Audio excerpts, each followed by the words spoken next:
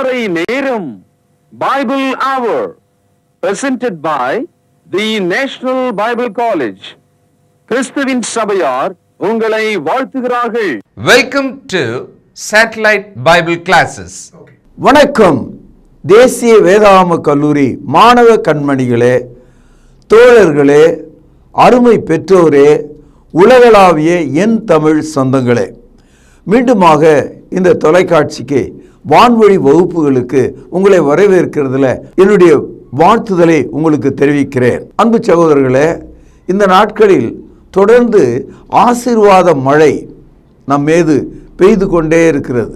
நம்முடைய இருதயம் முழுவதும் ஆசீர்வாதம் தேவை என்ற ஒரு ஜெபத்தால் நிறைந்திருக்கிறது. ஒவ்வொரு நாளும் ஒரு ஆசீர்வாதம் தேவை என்பதையே நம்முடைய மனது யோசித்து கொண்டிருக்கிறத நீங்கள் பார்க்கலாம். நம்முடைய குடும்பத்தை பார்க்கிறோம், நம்முடைய பெற்றோரை பார்க்கிறோம், நம்முடைய வயல் நிலங்களை பார்க்கிறோம், நம்முடைய தொழிலை பார்க்கிறோம். நம்முடைய முயற்சிகள் எல்லாவற்றிலும் அலாதியான அற்புதமான மனித சக்திக்கு அப்பாற்பட்ட தேவனுடைய கருணை, தேவனுடைய கிருபை, தேவனுடைய தயவு ஆகிய இவைகளால் நிறைந்த ஆசீர்வாதம் உண்டாக வேண்டும் என்று விரும்புகிறோம். ஆதியாகமம் 1ஆம் அதிகாரத்தில் தேவன் மனிதனை உண்டாக்கின போது அவனை ஆசீர்வதித்தார் என்ற அந்த தகவல் உங்கள் இருதயத்தில் எப்போதும் இருக்க வேண்டும். அவனை எவ்விதமாக ஆசீர்வதித்தார் என்ற அர்த்தம் உங்களுக்கு வெளிப்பட வேண்டும். முதலாவது அவர் என்ன சொல்கிறார்? பலுகி பெருகுங்கள்.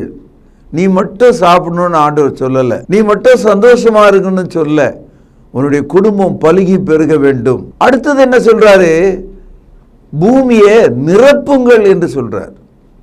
நன்றாக வாழுங்கள், சந்தோஷமாயிருங்கள். இரண்டாவது, சிங்கம், புலி, பூமியிலே நடமாடுகிற மிருகங்கள், மேலே பறக்கிற பறவைகள், மலைகள், ஆறுகள், கடல் வாழும் சகல விதமான ஜீவராசிகள் எல்லாவற்றையும் மனிதனாகிய ஆதாமனுடைய காலின் கீழே கீழ்ப்படுத்துங்கள் என்று சொல்கிறார். அதனால தான் மனிதன் பூமியை ஆளுகிறான். நான்காவதாக, அவைகளை ஆண்டு கொள்ளுங்கள். ஆங்கிலத்தில் ரூல் ஓவர் இட் என்று நாம் படித்தோம். அதாவது மனிதனுக்குள்ள இந்த 4 சக்தி இருக்கு. அதாவது மல்டிப்ளை பண்ற சக்தி இருக்கு, ஃபில் பண்ற சக்தி இருக்கு, சப்டியூ பண்ற சக்தி இருக்கு, ரூல் பண்ற சக்தி இருக்கு ஒவ்வொரு மனிதனுக்குள்ளும். ஆனால் இந்த ஆசீர்வாதத்தை தேவனுடைய கட்டளைக்கு மீறும் போது மனிதன் தொலைத்து விட்டான். அவனுடைய ஆசீர்வாத பாத்திரம் உடைந்து போயிற்று, அவனுடைய அட்சய பாத்திரம் இல்லாமற் போயிற்று, அற்புதங்களின் வாழ்வை அவன் இழந்து விட்டான். ஆதியாகமத்திலிருந்து தொடர்ந்து நாம் படித்துக் கொண்டே வரும்போது நோவாவை கர்த்தர் ஆசீர்வதித்தார் என்று நாம் படிக்கிறோம். அப்படியே தொடர்ந்து படிக்கும் போது ஆதியாகமம் 12ஆவது அதிகாரத்தில் அந்த மாபெரும் வெள்ளத்துக்கு பிறகு தப்பி உலகத்தில் உருவான மனிதர்கள்ல ஒரே ஒரு மனிதனை, அவருடைய குடும்பத்தை கர்த்தர் அழைத்து அவனை ஆசீர்வதித்தார் என்று நாம் படிக்கிறோம். அதுதான் இன்றைய பாடம். இதை ஆதியாகமம் 12ஆவது அதிகாரம் முதல் சில வசனங்களில் நீங்கள் பார்க்கலாம். கர்த்தர் ஆபிரகாமை நோக்கி, இந்த முதல் வரியில தேவன், மனிதன், காட் அண்ட் மேன், இந்த 2 கருத்தை நீங்க இங்க பார்க்கலாம். கர்த்தர் ஆபிரகாமை நோக்கி, இந்த நோக்கி என்ற வார்த்தை ஆபிரகாமை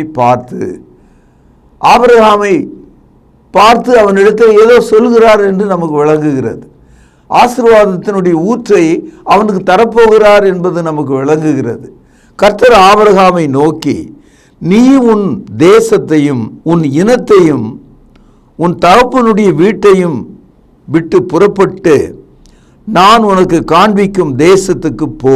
ரொம்ப ஆச்சரியமா இருக்கும். நம்ம தலையை சொரிந்து கொள்வது போல, விளங்காதது போல இந்த வசனம் உங்களுக்கு தெரியும். இரண்டாவது, இந்த வசனத்துல கடவுள் ஆபிரகாமை ஆசீர்வதித்து விட்டு போகட்டும், ஆனால் ஏன் இந்த மாதிரியான கட்டளைகள்லாம் அவனுக்கு கொடுத்திருக்காரு? இது ஒன்னும் எனக்கு விளங்கல, எனக்கும் விளங்கல. ஆனா தேவனுக்கு ஏதோ ஒரு காரணம் இருக்கிறது. ஆசீர்வாதத்தை பெறுவதற்கு முன்பாக நீ சில காரியங்களை செய்ய வேண்டும். உங்க வீட்டுக்கு நான் வருகிறேன், 2 வகையான பாத்திரங்கள் இருக்கிறது. அழுக்கான பாத்திரம், கழுவி சுத்தமாக்கப்பட்ட பாத்திரம். நீங்கள் எனக்கு ஒரு காப்பியோ உணவோ கொடுப்பதாக இருந்தால் சுத்தமான பாத்திரத்தில் தான் உணவளிக்க முடியும், காப்பி கொடுக்க முடியும், இல்லையா?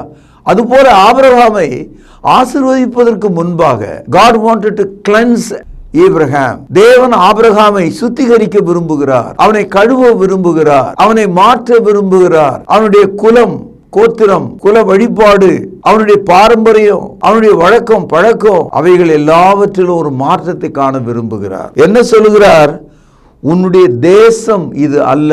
அப்படியானால் வேறு ஒரு தேசத்தை நோக்கி போன்னு சொல்றார். அடுத்தது பாருங்க, உன் இனத்தையும், இனம் என்பது ரேஸ். நாம் வாழ்கிறோமே தமிழ்நாடு, ஆகவே நாம் தமிழ் ரேஸ், தமிழ் இனமாக இருக்கிறோம். அடுத்தது பாருங்க, உன் தகப்பனுடைய வீட்டையும். அந்த காலத்துல எல்லாம் ஒரு 80 வருஷத்துக்கு முன்னால நம்முடைய தெருக்கள்ல தெருக்குன்னு ஒரு பேர் கிடையாது. தபால் கொண்டு வரணும்னா வீட்டுக்குன்னு ஒரு பேர் இருக்கும். அந்த வீட்டினுடைய மூத்த குடிமக்கள் அவங்க பேரை வச்சுதான் அந்த வீடை அழைப்பாங்க.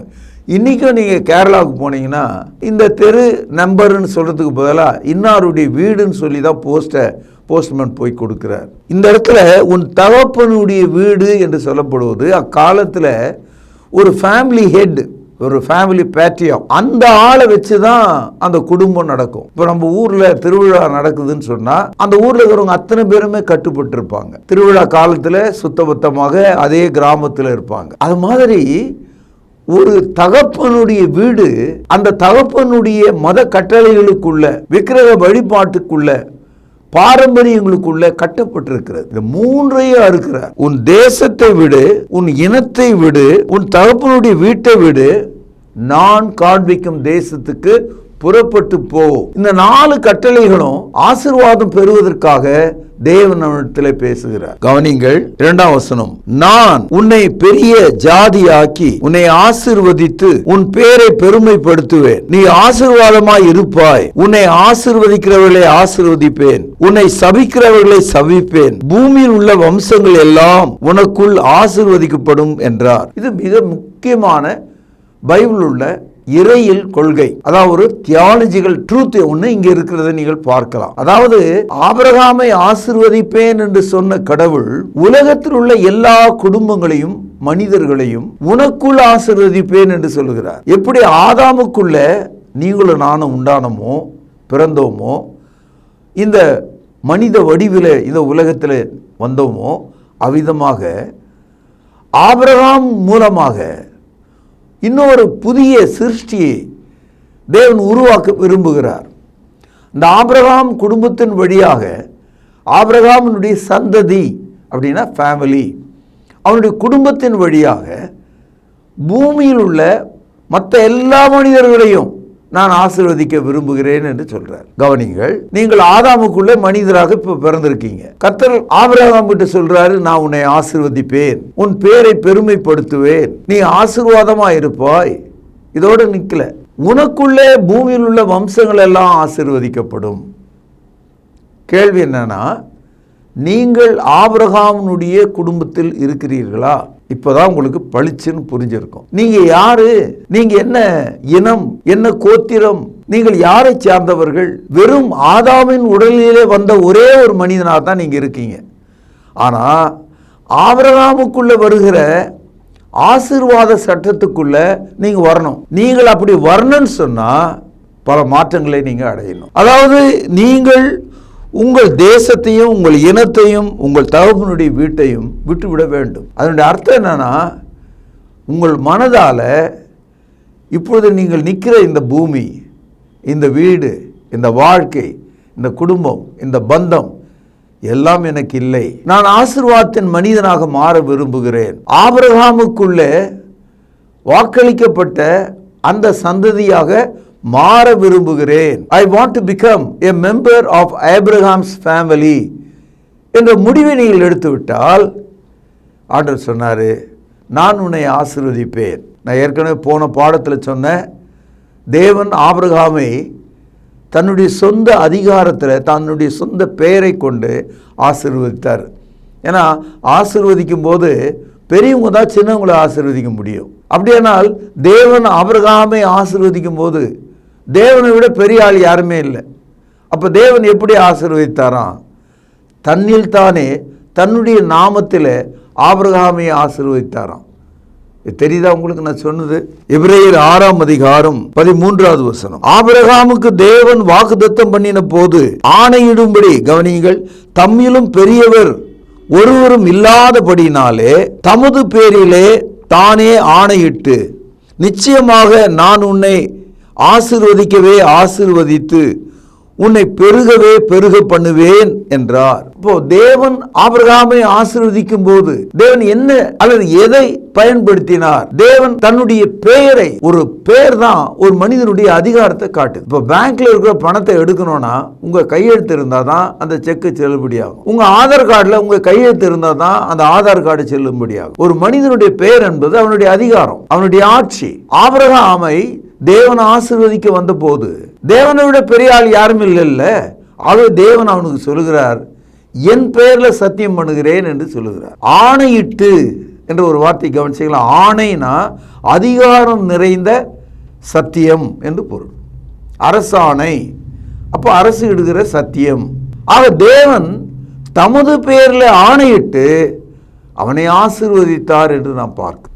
எபிரேயர் 11ஆம் அதிகாரம் 9-10 வசனங்கள். விசுவாசத்தினாலே அவன் வாக்குத்தத்தம் பண்ணப்பட்ட தேசத்தில பரதேசியை போல சஞ்சரித்து அந்த வாக்குத்தத்தத்திற்கு உடன் சுதந்திரராகிய ஈசாக்கோடும் யாக்கோபோடும் கூடாரங்களில் குடியிருந்தான். கர்த்தர் சொன்னாரு, நான் காண்பிக்கும் தேசத்துக்கு போ. இந்த இடத்துல காண்பிக்கும் தேசம் என்பது எது? அதுல 2 விஷயம் இருக்கு. பூமிக்குரிய தேசமாக கானானை நீங்கள் கேள்விப்பட்டிருப்பீங்க. இஸ்ரவேலர்கள் போய் சேர்ந்த கானான். ஆனா உண்மையிலேயே ஆபிரகாம் இடத்தில் தேவன் சொன்ன தேசம் பரலோக ராஜ்யம். ஆகவே தேவன் அவனுக்கு வாக்குத்தத்தம் பண்ணின கானானுக்குள்ள பரதேசியை போல, இது எனக்கு சொந்தமே கிடையாது, இந்த பூமிக்கு எனக்கு எந்த உறவும் கிடையாது, ஒட்டும் கிடையாது, நான் கர்த்தருடைய தேசத்தை நோக்கி போகிறேன், வாழ்கிறேன் என்று அவன் நினைத்து கொண்டிருந்தானாம். பாருங்கள் 10வது வசனம்.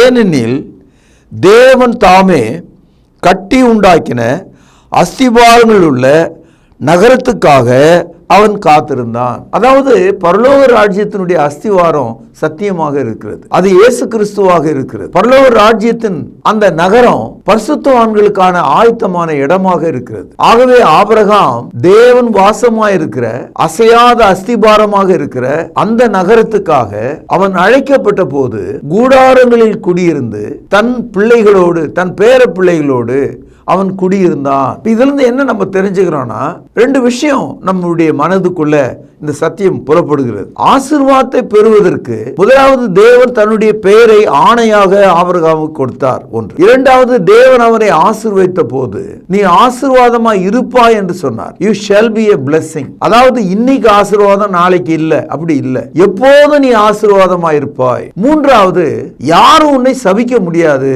Nobody can curse you. தப்பி தவறி எவனாவது உன்னை சபிக்க விரும்பினால் நான் அவனை சபித்து விடுவேன் என்ற அதிகாரத்தை அவனுக்கு கொடுக்கிறார். அதுக்கு அவன் என்ன செய்யணும்? அவனுடைய நாட்டை விடணும், இனத்தை விடணும், அவனுடைய குடும்பத்தை விடணும். இந்த 3ஐயும் விடுவதற்கு அவன் தயாரானா தேவன் அவனை ஆசீர்வதிக்க வல்லவராக இருக்கிறார். இதே கருத்தை கிறிஸ்து நமக்கு மிக தெளிவாய் சொல்றார். ஒருவன் என்னை பின்பற்றி வர விரும்பினால் என்னுடைய சிலுவையை அவன் எடுத்துக்கொண்டு பின்பற்ற கடவன். தகப்பனையாவது தாயாவது மனைவியாவது பிள்ளைகளையாவது சகோதரியாவது சகோதரிகளையாவது தனக்குண்ட உண்டான எல்லாவற்றையும் ஒருவன் வெறுத்து விடாவிட்டால் அவன் எனக்கு சீஷனா இருக்க மாட்டான். அதனுடைய அர்த்தம் அதுதான். அதாவது குடும்பத்தை விட்டு ஓடி போயிடுன்னு ஆண்டவர் சொல்லல, குடும்பத்தில் இருக்கிற விக்கிரகத்தை விட்டு வெளியே வா, இனத்தை விட்டு வெளியே ஓடுன்னு சொல்லல, இனத்தினுடைய கீழ்ப்படியாமையிலிருந்து வெளியே வா, தேசத்தை விட்டு வெளியே ஓடுன்னு சொல்ல. இந்த பூமியில தான் நம்ம இருக்கிறோம். கர்த்தருடைய தேசமாகிய பரலோகத்துக்காக உன்னை ஆயத்தப்படுத்து. ஆசீர்வாத சட்டம் அப்பொழுது செயல்படும். சரி, இதையெல்லாம் கேட்ட போது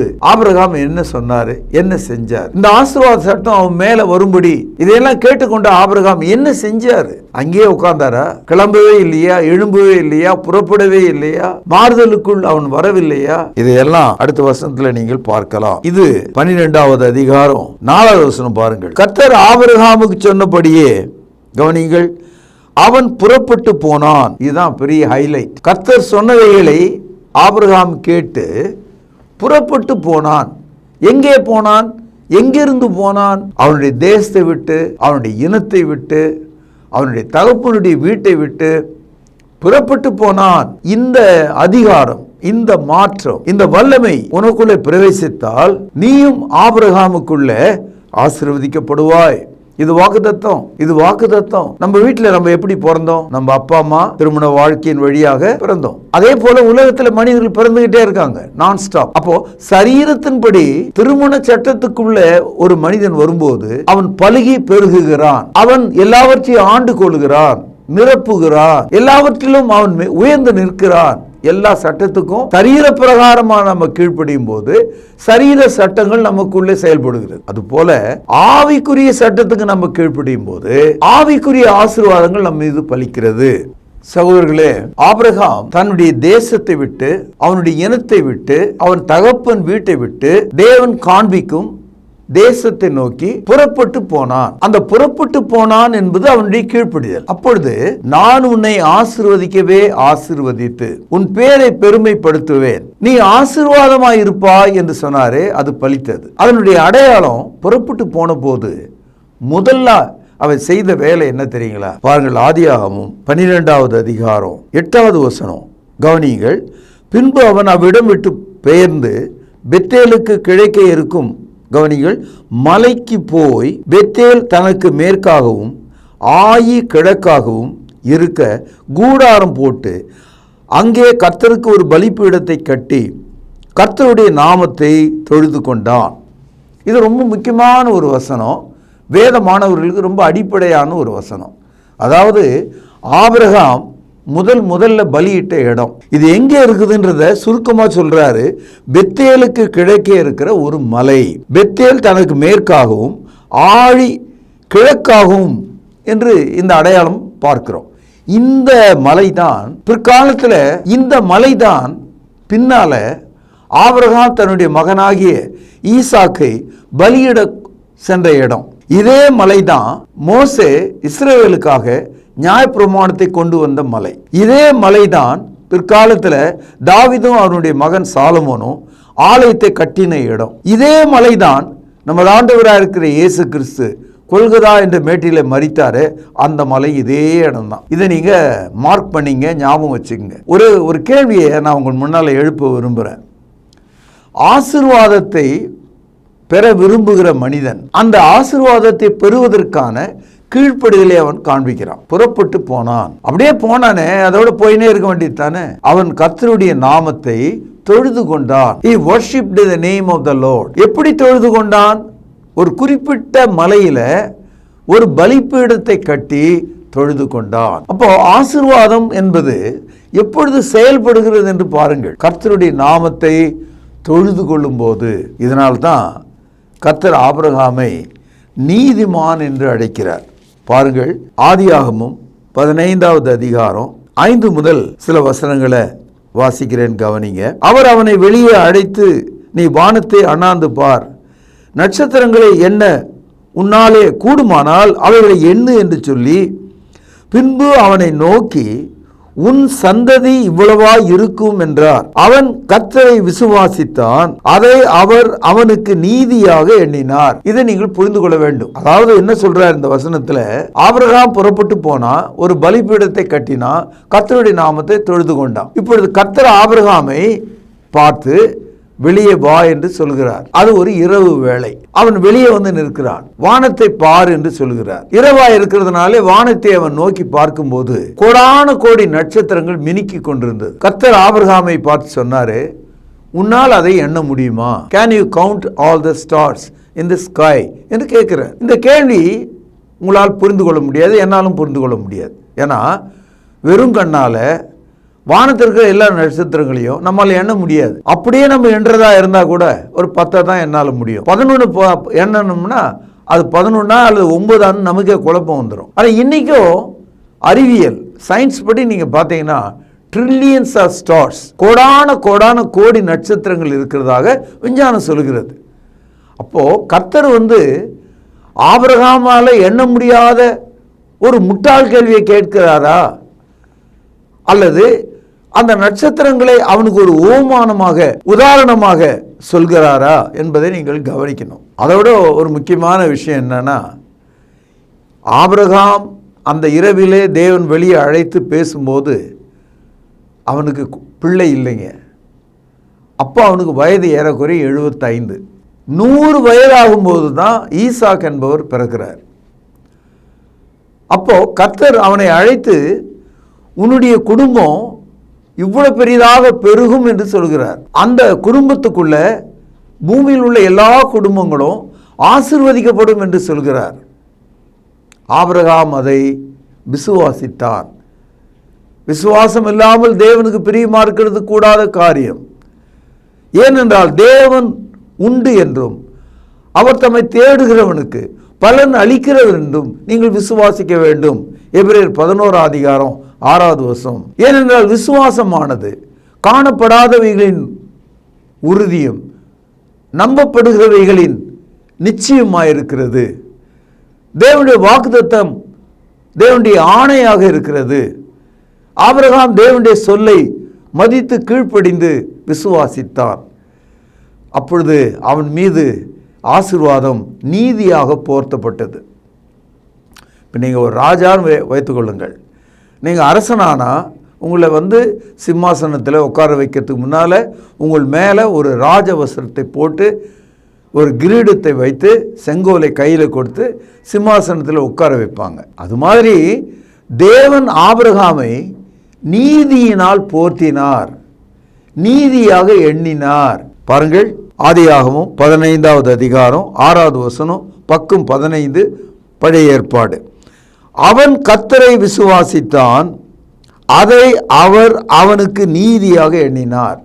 இந்த இடத்துல அதை அவர் அவனுக்கு நீதியாக எண்ணினார். எதை? விசுவாசத்தை. அவன் கர்த்தரை விசுவாசித்தான், அதை அவர் தேவன் அவனுக்கு ஆபிரகாமுக்கு நீதியாக எண்ணினார். என் அன்பு சகோதரர்களே, இன்றைக்கும் இந்த ஆபிரகாமின் குடும்பத்துக்குள்ள அந்த சந்ததிக்குள்ள நீங்களும் நானும் வர முடியும், இந்த ஆசீர்வாதத்தை பெற்றுக்கொள்ள முடியும். பாருங்கள், கலாத்தியர் 3 புதிய ஏற்பாட்டில் 259 பக்கம். அப்படியே ஆபிரகாம் தேவனை விசுவாசித்தான், அது அவனுக்கு நீதியாக எண்ணப்பட்டது. அதுபோல நீங்களும் நானும் இயேசு கிறிஸ்துக்குள்ளே விசுவாசம் வைக்கும்போது அந்த ஆபிரகாமினுடைய குடும்பமாக மாற்றப்படுகிறோம். 7 பாருங்கள். ஆகையால் விசுவாச மார்க்கத்தார்கள், இது ஒரு முக்கியமான சொல். விசுவாசம் என்பது நமக்கு தெரியும். விசுவாச மார்க்கத்தார்கள் அப்படின்னா என்ன அர்த்தம்? விசுவாசிக்கிற எல்லா மனிதர்களும், நீங்களும் நானும். அப்படியே விசுவாச மார்க்கத்தார்கள் எவர்களோ அவர்களே ஆபிரகாமின் பிள்ளைகள் என்று அறியீர்களா? ஆபிரகாமுக்கு கர்த்தர் என்ன சொன்னாரு? உன்னுடைய சந்ததியை பூமியில் உள்ள வம்சங்களில் எல்லாவற்றிலும் ஆசீர்வதிப்பேன் என்று சொன்னார். ஆக விசுவாசத்தின் மூலமாக யார் யார் தேவனிடத்திலே சேருகிறார்களோ அவர்கள் ஆபிரகாமினுடைய பிள்ளைகளாக இருக்கிறார்கள். இந்த தகவல் உங்களுக்கு விளங்கிடுச்சுன்னா இன்றைக்கு நீங்கள் ஆசீர்வதிக்கப்பட்ட ஜனங்களாக, மக்களாக, மனிதனாக இருப்பீர்கள். 9 பாருங்கள். அந்தபடி விசுவாச மார்க்கத்தார் விசுவாசம் உள்ள ஆபிரகாமுடனே, பேனால் அடிக்கோடிடுங்கள், ஆசீர்வதிக்கப்படுகிறார்கள். இதை மதத்திலேயோ மக்கள் சொல்வது கிடையாது. கிறிஸ்தவ மார்க்கத்தில் உள்ள பெரிய பிரிவுகள் இதை எடுத்து போதிப்பது கிடையாது. ஏன்னா அவங்க ஒரு சடங்கு மார்க்கமாக கிறிஸ்தவத்தை மாத்திட்டாங்க. விசுவாச மார்க்கத்தாராக இருந்தா மார்க்கத்துக்குள்ள கிறிஸ்துவுக்குள்ள தேவன் நம்மை ஆசீர்வதிக்கிறாரு. ஆபிரகாமுக்குள்ள பிறந்த பிள்ளைகளைப் போல நாம் மாற்றப்படுகிறோம். இதுவரைக்கும் நாம் படித்த இந்த வசனத்துல விசுவாச மார்க்கத்தார், கலாத்தியர் 3:7, கலாத்தியர் 3:9 2 இடத்துல நீங்க பாருங்க. மார்க்கத்தார் என்ன? மார்க்கத்தார் விசுவாச மார்க்கத்தார்.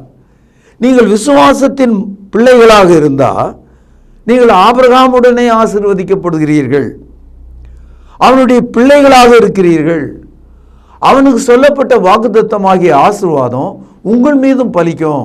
ஹைதராபாத்தில் ஒரு பையன் ஏதோ ஒரு வகையில் தன்னுடைய தாத்தாவுக்கு தாத்தா ஹைதராபாத்து நிஜாமாக இருந்தார் என்ற தகவலை தெரிஞ்சுக்கிட்டார். அதை நிரூபிப்பதற்காக, அரசு முன்னாலே அதை எடுத்து வைப்பதற்காக தகவலை எல்லாம் திரட்டினார். அப்போ நாடு என்ன சொன்னது?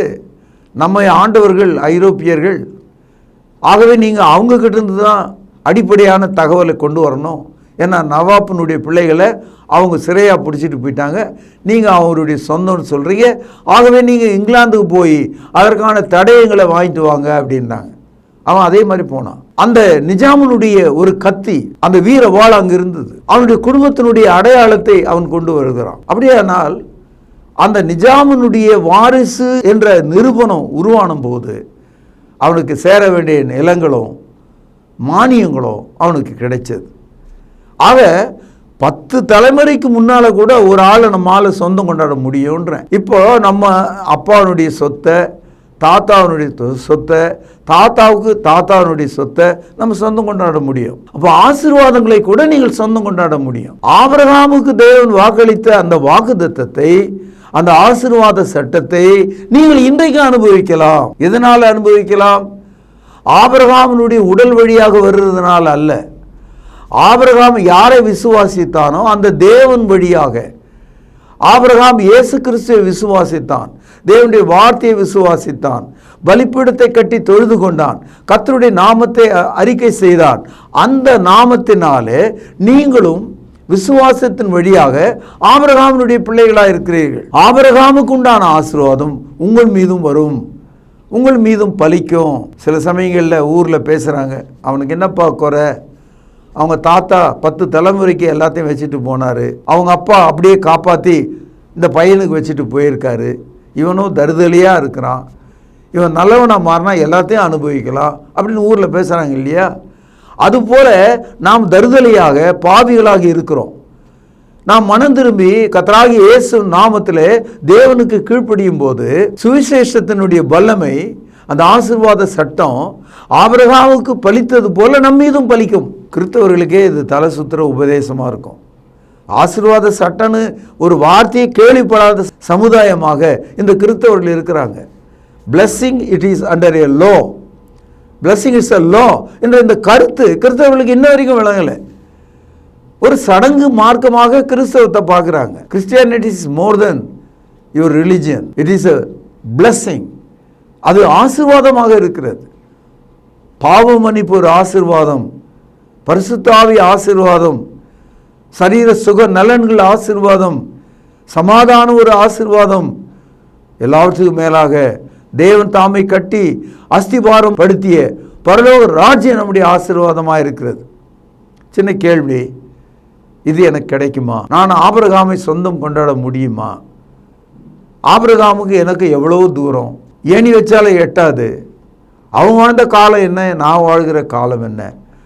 5000 வருஷத்துக்கு முன்னால் வாழ்ந்த ஆபிரகாமோடு நான் எப்படி தொடர்பு கொள்ள முடியும் அப்படின்னா விசுவாசத்தினாலே. பாருங்கள் 7வது வசனம், கலாத்தியர் 3. ஆகையால் விசுவாச மார்க்கத்தார்கள் எவர்களோ அவர்களே ஆபிரகாமின் பிள்ளைகள் என்று அறியீர்களா? அப்படின்னா என்ன அர்த்தம்னா, அறிஞ்சுங்க. நீங்கள் ஒன்றும் ஆபிரகாமினுடைய குடும்ப வயிற்றில் பிறக்கணும்னு அவசியம் இல்லை. விசுவாசத்தில் பிறந்தா போதும். விசுவாசத்தினாலே நீங்கள் தேவனுடைய மக்களாக இருப்பீங்க. 1ஆம் வசனம் பாருங்கள். அந்தபடி விசுவாச மார்க்கத்தார் விசுவாசம் உள்ள ஆபிரகாமுடனே கவனிங்கள் ஆசீர்வதிக்கப்படுகிறார்கள். இதை நீங்க விளங்கணும். அடுத்தது பாருங்க, கலாத்தியர் 3:14. ஆபிரகாமுக்கு உண்டான ஆசீர்வாதம் கிறிஸ்து இயேசுவினாலே புறஜாதிகளுக்கு வரும்படியாக ஆவியை குறித்து சொல்லப்பட்ட வாக்குத்தத்தத்தை நாம் விசுவாசத்தினாலே பெரும்படிக்கு இப்படி ஆயிற்று. இந்த வசனம் பட்டென்று பளிச்சென்று தெளிவாக புரிந்து கொள்வதற்கு போதுமானதாக இருக்கிறது. ஆபிரகாமுக்கு சொல்லப்பட்ட ஆசீர்வாதத்தை விசுவாசத்தின் மூலம் நாம் பெறுகிறோம். நம்முடைய விசுவாசத்தை யார் மீது வைப்பது? தேவன் அனுப்பின அவருடைய குமாரனாக இருக்கிற இயேசு கிறிஸ்துவின் மீது. இயேசு கிறிஸ்துவின் மேலே விசுவாசம் வைக்கிற மனிதன் ஆசீர்வாதத்தின் உச்சகட்டமாகிய பரிசுத்த ஆவியையும் பெறுகிறான். ஆபிரகாமுக்கு உண்டான ஆசீர்வாதம் புறஜாதிகள் அப்படின்னா யூதர்கள் அல்லாத ஆபிரகாம் குடும்பத்தை விட்டு வெளியேந்து வந்த உங்களுக்கும் எனக்கும் கிடைக்கும் என்று சொல்கிறார். You can achieve, you can receive the blessing, you can own the blessing. இந்த ஆசீர்வாதத்தை நீங்கள் அனுபவிக்க முடியும். இந்த காலையில் நீங்கள் கேட்ட இவ்வளவு ரகசியமும் இவ்வளவு வெளிப்பாடும் நிறைந்த இந்த செய்தியை நீங்கள் புரிந்து கொண்டால் பரலோக ராஜ்யத்தில் உரிமை கொண்டாடும் ஆசீர்வதிக்கப்பட்ட ஆபிரகாமின் பிள்ளைகளாக இருப்பீர்கள் என்று சொல்லி இன்றைய செய்தி நிறைவு செய்கிற இதனுடைய தொடர்ச்சியை நாளை நாம் கேட்போம். பிரார்த்தனை செய்வோம். அன்பான தகப்பனே, இந்த நற்செய்தியை நாங்கள் விளங்கிக் கொள்ளும்படியாக எங்களுக்கு உதவி செய்தருளும். ஆண்டவர் இயேசுவின் நாமத்திலே ஜெபம் கேளும் ஜீவனுள்ள எங்கள் நல்ல பிதாவே, ஆமென். தொடர்பு கொள்ள வேண்டிய முகவரி: திருமறை நேரம், 58 சர்ச் தெரு, குமரன் நகர், சென்னை 6082. செல்போன் 9385500882. கர்த்தாவே, தேவர்களில் உமக்குப்பானவர் யார்? வானத்திலும் பூமியிலும் உமக்குப்பானவர் யார்?